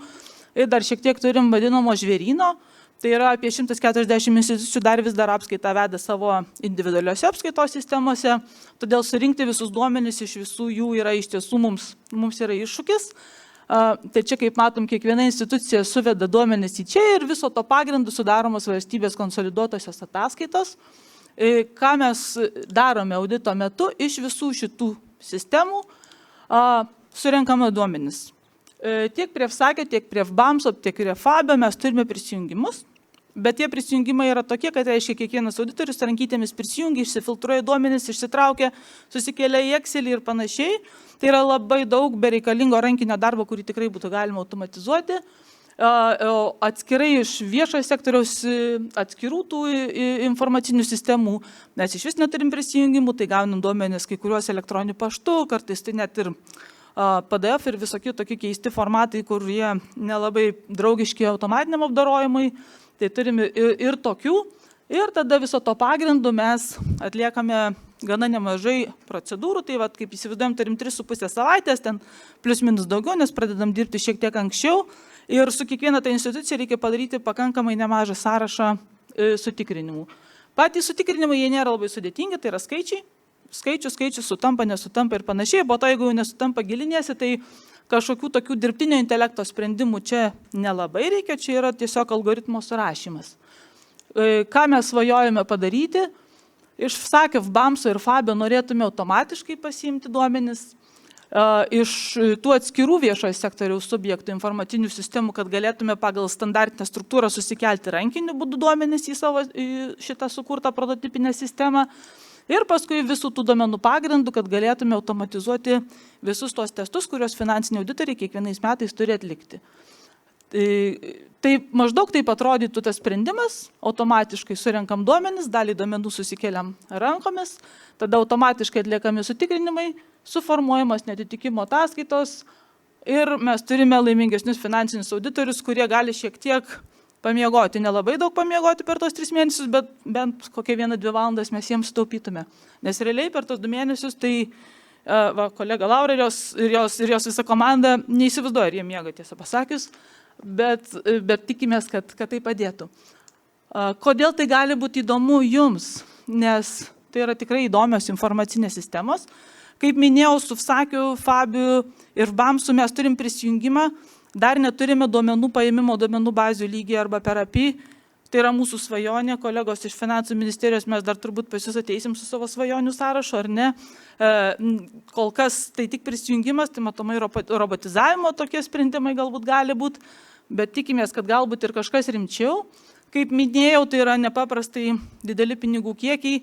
Ir jeigu mes neturim automatizavimo, tai įsivaizduokit, reikšmingumo lygis finansiniam audite yra 660 milijonų. Tai yra viskas, kas mažiau, mes galim sakyti, yra nereikšminga. Jūs kaip pilietis išgirdęs tokį dalyką, sakysit, valstybės kontrolė išsikrausti iš proto. Jeigu mes galim automatizuoti, mes galim jau šiek tiek detaliau pasižiūrėti, ar ne? Ir kažką surasti jau tokio, kur arčiau žmogaus, o ne tai, kad milijonas, čia nesvarbu, mes galim net nežiūrėti. Jeigu tai yra sėkmingas būtų sprendimas, tai be abejo mes jį plėtotume ir privalomą sveikatos draudimo fondo auditui, ir valstybinio socialinio draudimo fondo auditui, ir kitiems auditams. Kas yra turbūt aktualu, kad lygiai tokios pačios procedūras daro visos savivaldybės, tai yra kiekviena iš 60 savivaldybių, lygiai tokį, kaip mes valstybės auditą darom, lygiai tokį patį jie daro ir pas save. Tai matomai ateityje jie tikrai norėtų pasikopijuoti ir pasimti tokį patį įrankį savo reikmėms. Ir kas yra įdomu, kad bent dalį arba tokių pačių arba analogiškų audito procedūrų daro ir visos kitos Europos šalių audito institucijos, lygiai taip pat ir privatus auditoriai, truputį gal mažesnis mastas, mažiau gal grupės dydis, bet iš principo finansinis auditas daromas pagal tarptautinius audito standartus, jis yra visur vienodas, tai tas, manau, produktas gali būti replikuojamas. Ir kas dar turbūt svarbu, kad mes turime, čia yra tik pati pradžių pradžia, kaip aš sakau, higiena. Mes turim tikrai daug idėjų ir jeigu pavyktų mums dirbti kartu, tai aš manau ateityje turėtume labai smagų bendradarbiavimą. Ir tiek, spręskime šį iššūkį kartu. Iš karto tik pasakysiu, viešasis pirkimas jau paleistas, techninė specifikacija kabo, kas kam įdomu pasiskaitykit. Ten yra tiek aprašymas, tiek ir jau Exceliai maždaug, kokie ten tie sutikrinimai galėtų būti, kad tiesiog jums maždaug būtų aišku, ko mes norim. Ačiū, Kristina. Džiugu girdėti, kad galbūt GovTech'as gali išpildyti svajones. Tai tikimės taip ir bus. Ar turim dar klausimų po šio pristatymo? Tuomet gal aš dar vieną užduosiu. Tai galbūt anksčiau bandėt, kažkaip jūsų kolegos bandė kitom priemonėm, kitais metodais kažkaip įveikti arba praplėsti terminą arba kitaip pasilengvinti savo darbą, ar buvo kažkokių metodikų pritaikyta jau anksčiau, alternatyvių? Termino praplėsti niekaip, jisai įstatymė nustatytas ir nepatinka mums, bet jisai toks, koks yra. O šiaip tų metodikų kol kas džiaugiamės bent jau to, kad jau turim prisijungimus, ar ne, prie tų pačių sistemų ir galim patys pasimti duomenis, nes anksčiau iš vis buvo blogai, nes reikėdavo kiekvienu atveju kreiptis ir gauti ir tos duomenis iš tiesų iš kai kurių institucijų iki šiol gaunam labai nedraugiškais formatais. Tai jau tokia tam tikra pažanga yra, bet tikrai matom, kad tai yra nesunkiai padaromas dalykas, tiesiog mes galbūt neturim tam rankų ir kompetencijų ir tai sutaupytų nepaprastai daug laiko. Ačiū. Turim vieną klausimą dar taip pat. Aš tik porą dalykų pasitikslinti. Tai pirmas apie tuos 500 komponentų. Tai komponentai, kaip supratau, čia yra atskiri dokumentai, ten PDF, Word formatu ir panašiai, taip? Tie komponentai tai yra įstaigos. Ir kiekviena iš jų turi tam tikrus finansinės apskaitos dokumentus, tai būtų didžioji knyga, apskaitos registrai, jų pagrindų sudarytas balansas, finansinės būklės ataskaitos ir panašiai. Tai yra komponentai ir įtraukiant iš sistemų, tai tikrai galima būtų viską sudėlioti šiai dienai ir Excelio formatu galima išsitraukti jau kaip minimum, bet aš labai tikiuosi, kad bus galima ir jau normalesniais duomenų formatais viską tą parsisiųsti. O visi tie dokumentai, jie irgi yra struktūrizuoti ar dažniausiai būna laisvos formos? Taip. Ten yra visiškai nustatyta tose sistemose struktūra, taip. Ten tiesiog galima labai aišku algoritmą sudėlioti. Ir dar toks paskutinis, tai kaip šiuo momentu atrodo tas procesas, aš kaip įsivaizduoju, jūs prisijungėt ir tada jūs ką, tiesiog visus susisiunčiat ir tiesiog visus atsidarę peržiūrinėjat? Realiai taip ir yra. Kiekvienas auditorius turi priskirtą jam, tarkim, instituciją, jisai ją išsifiltruoja, atsisiunčia visus reikiamus duomenis, susikelia į Excelį, kai kuriais atvejais netgi ir screenshotus pasidaro, nes mums reikia dar audito tam tikrus įrodymus surinkti, kad tikrai iš tos sistemos jisai tuos duomenis išsitraukia ir tiesiog rankytėm kol kas tikrina. Aišku, ačiū. Ačiū, Kristina, tai už pristatymą ir mes žengėme į trečiąjį iššūkių pristatymo dalį ir dabar jau kelsime klausimą, kaip gerinti piliečių aptarnavimą ir paslaugų patirtį ir pradėsime nuo viešųjų pirkimų tarnybos, kuri mums pristatys išmanių sprendimų sukūrimą ir diegimą viešųjų pirkimų tarnybos konsultavimo procese ir į sceną žengia Evelina Butkutė-Lazdauskienė. Sveiki visi. Sakoma, kad pirkimo vykdymas yra iššūkis kiekvienai institucijai. Bet patikėkit, ir viešųjų pirkimų tarnyba taip pat turi iššūkių. Ir šiandien apie tai noriu Jums papasakoti. Mes iš tikrųjų keliam klausimą, kaip sukurti ir įdiegti išmaniuosius sprendinius viešųjų pirkimų tarnybos konsultavimo procese. Šiandien mūsų darbuotojai jaučiasi šitaip. Viešųjų pirkimų tarnyba yra įpareigota konsultuoti pirkimų vykdymo klausimais ir viešųjų pirkimų vykdytojus, ir tiekėjus, ir trečiasias šalis. Tai kadangi paklausimų turim iš tiesų labai daug, per praėjusius metus atsakyta į daugiau negu 18 000 paklausimų, tai ir konsultuojant elektroniniu paštu ir telefonu, žodžiu, tie atsakymai, juos suderinti tarp skyrių, unifikuoti yra pakankamai sudėtinga. Duomenys yra įmami ir iš Zendesko, kuriame šiandien vykdome konsultacijas, iš tų jau buvusių atsakymų, iš surinktos tos vadinamos istorinės medžiagos ir taip pat iš teisės aktų metodinės medžiagos, kuri yra mūsų svetainėje. Formatai yra patys įvairiausi, gali būti ir PDF-as, ir Wordinis failas, ir net vaizdo įrašai. Konsultacijas šiuo metu teikia apie 30 darbuotojų, bet reikia suprasti, kad jų pagrindinė funkcija tikrai yra ne konsultavimas, o visos kitos gretimai esančios, tai žmonės tiesiog dalyjasi. Ir per praėjusius metus, kalbant apie paklausimus, visgi stebim padidėjusi tą srautą, lyginant su praėjusiais metais, tų paklausimų skaičius yra išaugęs 25%. Tai matom, kad be dirbtinio intelekto pagalbos jau mes ateityje neapsieisim. Na, o kalbant apie patį laiką, kiek mes užtrunkame, tai iš tiesų norėtųsi tą 25%, kur šiandien atiduoda darbuotojai darbo laiko būtent konsultacijoms, jį sutaupyti ir skirti profesionalioms užduotims atlikti, kurios atitinka jų funkcijas. Išmanių sprendimų sukūrimo ir dėgymo įtaka darbuotojams ir tiekėjams ir pirkimų vykdytojams iš tiesų būtų labai didelė, todėl kad jie gautų greičiau konsultaciją. Šiandien mūsų darbuotojai tikrai užtrukdami atsakyti gauna pirkimų vykdytojų ar tiekėjų pasipiktinimo, kas aišku sukelia stresą, nemalonius pojūčius ir tiesiog apsunkina jų būseną. Tai norėtųsi, kad ir mūsų darbuotojai, ir tuo pačiu greičiau atsakymus gaunantis galutiniai tie klientai jaustųsi geriau. Tai mūsų pagrindinis iššūkis, kaip dirbtinio intelekto pagalba minimizuoti darbuotojų laiko sąnaudas, o paklausėjams gauti greitą, unifikuotą, pagrįstą atsakymą iš viešųjų pirkimų tarnybos turimos duomenų bazės. Mes galvojam, kad tas naujasis dirbtiniu intelektu paremtas įrankis iš tiesų galėtų atliepti tą poreikį ir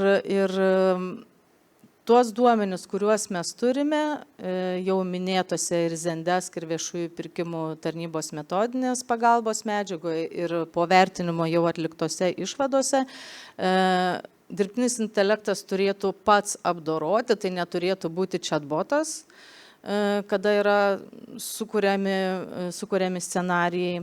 Mes tikimės, kad visgi tas įrankis pats mokysis ateityje ir mūsų skiriamas laikas gerokai sutrumpės konsultacijoms. Tai vietoj šiuo metu skiriamų 4 valandų jau galėsim 2 valandų mažiau skirti, jeigu yra paprastesnės tos konsultacijos, paprastesni klausimai.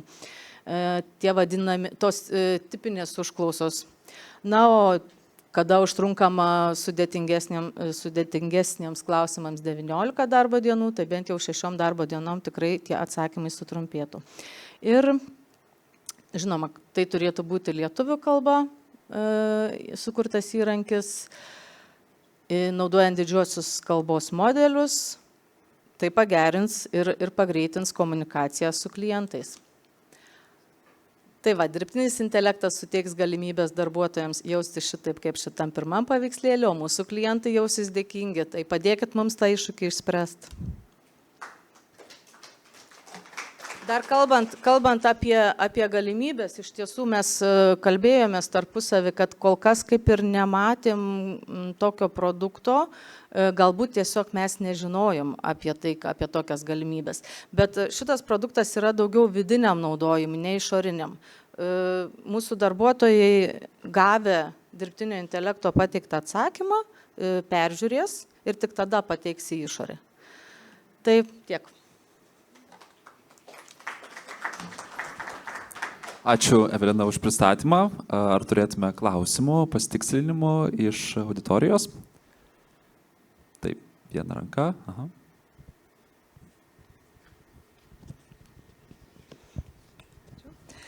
Norėjau pasitikslinti. Čia buvot paminėjusi, kad naudosite ChatGPT.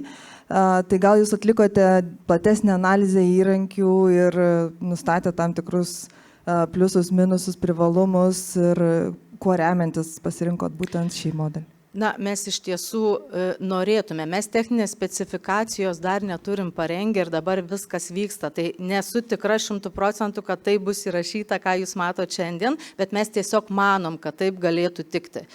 Na, chatbotas jau akivaizdu netinka. Tai tiesiog bandysim kartu su jumis atrasti tuos atsakymus ir dar pasinagrinėti į priekį. Ačiū. Ir dar vienas klausimas, taip. Minėjot, kad naudojat Zendeską, pačiam kol kas naudoti neteko, bet klausimas, jūs, tarkim, turit visą istoriją savo, tarkim, customer šito serviso, kokie, tarkim, buvo paklausimai, kokie buvo atsakymai, ar jie būtent vartotojai atsakė klausimą ar panašiai? Ačiū už klausimą. Iš tiesų, ta mūsų duomenų bazė pakankamai didelė ir tuos atsakymus mes išsaugom. Tai tie istoriniai duomenys visi yra, tik žinoma, reikės padirbėti dar juos struktūrizuojant, nes manau, kad to reikės jau įstaigai, įmoniai, kurie užsiims šito. Galbūt kolega dar norėtų ir patikslinti, nežinau, ar ne? Ar viskas gerai. Ir matyt, dar vienas klausimas, ar ne? Ne, viskas. Tai ačiū už pristatymą, ačiū už iššūkį, rimtas iššūkis, rimti klausimai ir žengėme tolyn ir kviečiu Loretą Marbienę iš Kauno miesto poliklinikos, kuri mums pristatys iššūkį susijusi su skambučių registracija, kurį galbūt galėtų padėti išspręsti išmanus skambučių centro asistentas. Sveiki visi, tai pirmiausia norėčiau pradėti nuo klausimo, taip nestandartiškai. Kas iš jūsų yra arba buvo pacientais? Pakelkite rankas. Kas iš jūsų skambina į sveikatos priežiūros įstaigą?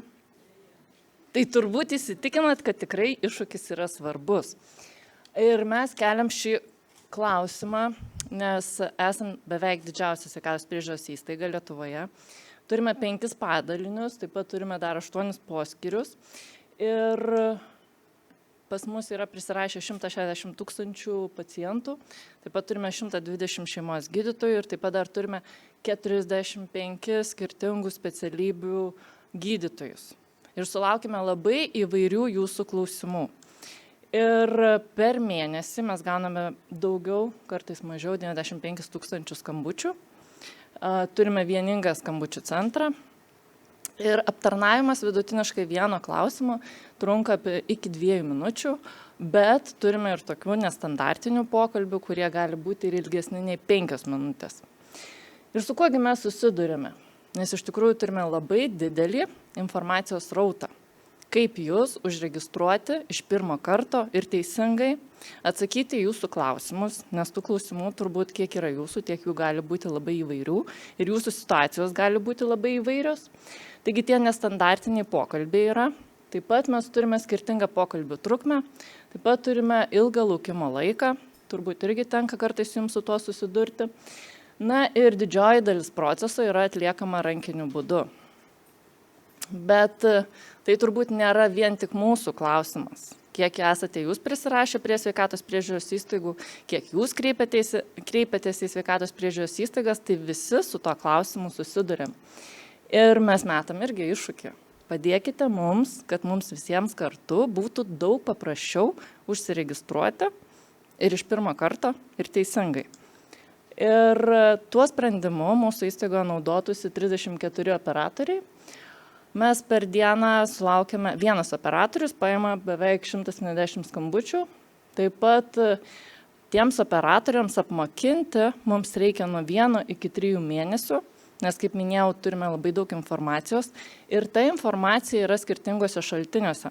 Turime savo vidinę sistemą, taip pat turime Word'e sukeltą tam tikrą informaciją, taip pat turime aptarnavimo standartą, kurio turime irgi laikytis, taip pat dalis informacijos yra dar tam tikruose failuose.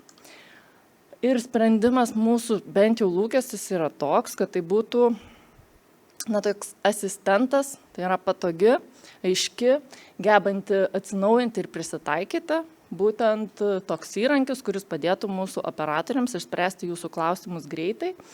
Ir esminės to sprendimo funkcijos, tikimės, kad realiu laiku mums pasufleruotų, kokios klausimus mes turėtumėm užduoti pacientui, pasiūlytų preliminarius laikus, kur mes jūs galime greičiausiai užregistruoti.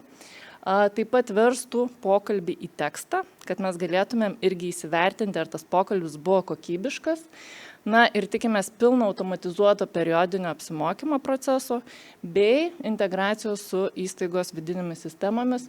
Na ir kaip čia sakė, šiandien svajonė būtų, kad taip pat irgi būtų galima, kad pasiūlytų iš karto, kur greičiausiai mes jūs galim užregistruoti ir vieno mygtuko paspaudimu jūs iš karto gautumėte vietą. Ir sprendimas, aišku, siekiama pagerinti pacientų aptarnavimą, taip pat sutrumpinti laukimo laiką, kas visiems irgi yra labai aktualu. Iš įstaigos pusės yra svarbu teisingai darbuotojus apmokyti, tai tikimės, kad tai padėtų sumažinti būtent tam apmokymui skirtą laiką. Na ir dar keliame taip pat tam tikrus lūkesčius, kad optimizuotų pacientų registraciją, taip pat būtų paprastesnė informacijos paieška, bei sumažintų informacijos netitikimą tarp, sakykime, to, ką klausia, ir optimizuotas darbuotojų darbo krūvis. Taigi, o galimybės mes jums siūlome tokias. Būti pirmiesiems Lietuvoje, taip pat prisidėti sprendžiant visiems, kiekvienam iš jūsų aktualų klausimą. Na ir galimybę dirbti su inovatyvia, į pacientą orientuota sveikatos priežiūros įstaiga. Laukiam jūsų klausimų. Ačiū. Ačiū už pristatymą ir tikrai metas klausimams. Taip, viena ranka čia. Noriu paklausti, ar skambučių centras, kurį naudojate, yra jūsų vidinis produktas, ar jūs perkat iš kažko? Skambučių centras naudojasi skambučių sistema, kurią mes perkame. Iš kažkokio operatoriaus Lietuva? Mes turime savo operatorius, mūsų yra darbuotojai, tačiau jie naudojasi informacinė sistema. Ar teisingai? Ok, ačiū. Ar teisingai atsakiau? Matyt, paaiškėjo. O šitą skambučiai, ar jie dažniausiai ir būna registracijos klausimais, ar būna dažniau ir kažkiam, kaip sakėt, ten sudėtingesniem užklausom? Jūs įvardėjote dar vieną lūkestį iš šito iššūkio, kad mes norėtumėm daryti pjūvis ir žinoti, dėl ko dažniausiai kreipiasi pacientai, bet šiuo metu mes taip, sulaukime įvairių klausimų, tačiau dažniausiai yra noras užsiregistruoti. Tačiau gali ir paklausti, koks yra darbo laikas, pas kokį man gydytoją reikėtų kreiptis, man temperatūra, ką man toliau reikėtų daryti. Tai klausimų tikrai turime įvairių. Nes aš, pavyzdžiui, pagalvojau į vieną iš registracijos, jeigu, kaip sakėt, gali būti aktualu greičiausias laikas, gali būti aktualu galbūt ten geriausias gydytojas, ten geriausiai vertintas šiuo metu, tai galbūt tai padėtų išspręsti geresnę registracijos sistemą. Nes aš manau, kad žmogus irgi ne visada galbūt nori skambinti, bet jis skambina, nes jam galbūt nepavyksta, ypatingai, kai registracijos sistemos nėra lengvai suprantamos vyresnio amžiaus žmonėms. Aš pastebėjau, galbūt tai yra didžiausia bėda. Nes jeigu galbūt pasakysi, galite registruotis internetu, pasakys, aš nemoku. Tad galbūt vertėtų laiką įdėti į būtent registracijos sistemo tobulinimą, o tada atsilaisvintų tas laikas sudėtingesnėm užklausom, kaip ir minėjote, kurios trunka ilgiau. Kaip ir minėjau, esam inovatyvi įstaiga, tai turime nemažai pasiūlymų ir sprendimų, kaip kad būtų patogiau užsiregistruoti internetu. Tikrai atliepiam ir pacientų poreikius, bet ne visi, kaip jūs minite, pacientai gali registruotis internetu. Todėl tiek ir savo žmonėms siekiam turėti kuo geresnę sistemą, kad kuo greičiau ir paprasčiau galėtų užregistruoti. Tai pasikartosiu, kad mes turime informacinę sistemą skambučiam vykdyti, bet ir turime informacinę sistemą, kurioje vykdome registraciją. Tai joje irgi kiek įmanoma išdirbta, kad būtų kuo paprasčiau užregistruoti. O per tą pačią sistemą registruojate žmonės, kurie paskambina, kaip ir jie registruojasi, ar jūs turite kažkokią atskirą vidinę, ar paskui vykdomi tie sutapimai? Bet jie yra su integracijom susijęta. Aišku. Tai ačiū Loreta, ačiū už klausimus, ačiū už atsakymus. Ir žengiame prie paskutinio šiandien pristatomo iššūkio, paskutinio 10 iššūkio, kurį mums pristatys Ramūnas Bučas iš Lietuvos etnografijos muziejaus ir papasakos apie iššūkį, kaip sukurti ir įamžinti tremtinės Irenos Saulutės Špakauskienės istoriją ir jos pasakojimą. Taip, sveiki visi. Atvykau iš Lietuvos etnografijos muziejaus. Nuo šių metų esame pakeitę pavadinimą. Buvome Lietuvos liaudės buities muziejus, galbūt taip geriau mus pažįstate. Na, atvykau iš Rumšiškių, sakykim taip, dar daug kas šią vietą žino taip, Rumšiškių muziejus. Ir mūsų projektas, mūsų tema, apie kurią kalbėsime, yra Gyvoji tautos atmintis muziejuje, įkvepinti tremtinės Irenos Saulutės Špakauskienės istoriją. Ir kalbant šiek tiek plačiau, kalbant apie patį muziejų, muziejus yra sukurtas 1966 metais ir jis buvo sukurtas norint pristatyti, sakykime, Lietuvos valstietijos regionus skirtingus, tai Žemaitija, Aukštaitija ir labiausiai koncentravomės, pats muziejus koncentravosi į 19 amžių, į 20 amžiaus pirmą pusę ir tik tais atgavus nepriklausomybę po 90-ųjų pats muziejus plėtėsi ir plėtėsi tyrimų laukas. Taip atsirado pas mus ir dvaras, atsirado ir miestelis, tuo pačiu atsirado ir tremties sektorius. Ir kuo tas tremties sektorius yra unikalus, kad jame šiuo metu dirba mano kolegė, kuriai yra 96 metai, jos vardas yra Saulutė Špakauskienė, Irena Saulutė Špakauskienė ir ji vis dar dirba pas mus ir iš tikrųjų jos gyvenimo istorija yra labai unikali, sakykime, netgi tragiška. Ji 1941 metais buvo sovietų režimo su visa šeima ištremta prie Laptevų jūros, sakykime, į pačias atšiauriausias sąlygas, kokios tik tais buvo Sibire.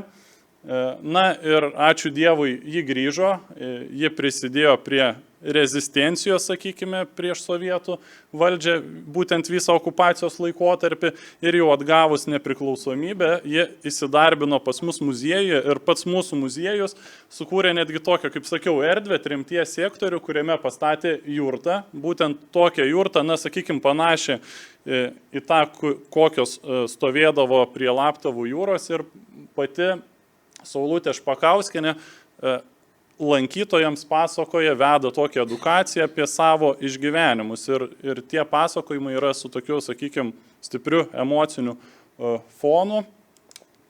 Ir iš tikrųjų pačios edukacijos sulaukia labai daug dėmesio iš užsienio turistų, tai yra Vokietijos grupės, Vokietijos turistų grupės, JAV turistų grupės, taip pat mokyklos važiuoja pas mus su klasėmis ir eina pas ją į edukaciją, taip pat pavieniai lankytojai. Na ir dabar natūraliai žmogus su metais sensta ir sveikatos vis mažiau ir vis rečiau gali atvykti į muziejų, vesti būtent šitų užsiėmimų. Tai mūsų pagrindinis iššūkis toks ir yra, kaip muziejaus erdvėje išsaugoti ir inovatyviomis formomis pristatyti unikalius buvusios tremtinės Irenos Saulutės Špakauskienės istorinius liudijimus su jos kuriamu emociniu fonu. Tas paskutiniai žodžiai su jos kuriamu emociniu fonu yra nebereikalo, nes mes kaip muziejininkai, pavyzdžiui, aš arba kiti kolegos edukatoriai taip pat gali vesti tuos užsiėmimus, vesti šią edukaciją, bet kadangi jie patys nėra buvę tremtiniai savaime, aišku, jie netaip įdomiai, sakykime, pasakoja tą istoriją ir būtent nėra tie pasakojimai tokie įkrauti emociškai, kaip Irenos Saulutės. Tai mes su kolegom diskutavom, ieškojom sprendimų viduje, tikrai dar prieš šį projektą tokių diskusijų būdavo, ką galėtume padaryti. Tai manom, kad turėtų būti kažkoks audiovizualinis sprendimas, kaip kad mixed reality ar virtual reality, akiniai, kad ir pavyzdžiui. Na ir tuos akinius užsidėjus, tu galbūt stovėtum pačiame tremties sektoriuje, tu matytum tą pastatytą jurtą, bet visas fonas per akinius nesimatytų jokių medžių, kurie yra tenai, bet matytųsi visur baltas fonas, imituotų, tarkim, tą Laptevų jūros erdvę ir galbūt atsirastų virtuali pati Irena Saulutė Špakauskienė ir jinai papasakotų būtent tokią istoriją, kokią pasakoja dabar per savo edukacijas. Ir manome, tai ateityje padėtų išsaugoti tas būtent JAV, Vokietijos turistų grupės pas mus muziejuje, taip pat išsaugotume ir Lietuvos mokyklų grupės, kurios atvažiuoja pas mus. Na ir manome, kad pats sprendimas, tas technologinis sprendimas, jisai galbūt net atneštų papildomų lankytojų į muziejų vien dėl savo inovatyvumo. Ir pačios galimybės šio projekto, Irena Saulutė Špakauskienė yra tikrai vertinama ir Lietuvoje, ir užsienyje, ji dalyvauja kultūros ir švietimo renginiuose, yra knygos autorė ir būtent prisidėję, plėtojant šitą projektą, būtų galima jį net turbūt išvystyti į tarptautinius vandenis, gal net sakykime, nes, kaip sakiau, grupės važiuoja iš viso pasaulio ir žinoma būtų galima dirbti ir su Lietuvos švietimo sistema, tai būtent su mokyklomis, na ir tai būtų puikia galimybė prisidėti prie tokios pilietiškos veiklos, nes ypač dabartinėmis politinėmis sąlygomis pats naratyvas, pats šio pasakojimo naratyvas yra be galo svarbus ir aktualus. Tai tikiuosi rasim sprendimą, kaip išsaugoti patį Saulutės Špakauskienės pasakojimą, pačią istorijos pristatymą. Tiek iš manęs. Ačiū labai, Ramūnai. Tikrai tikiuosi rasime sprendimą ir jis matyt bus aktualus ne tik jūsų muziejui, bet ir kitoms įstaigoms, kurios turi gyvosios atminties liudytojus. Galbūt turėtume klausimų arba net pasiūlymų, kaip būtų galima realizuoti ir pertikti visus aspektus, kuriuos minėjo Ramūnas, tiek emocinius, tiek vizualinius, tiek fonetinius.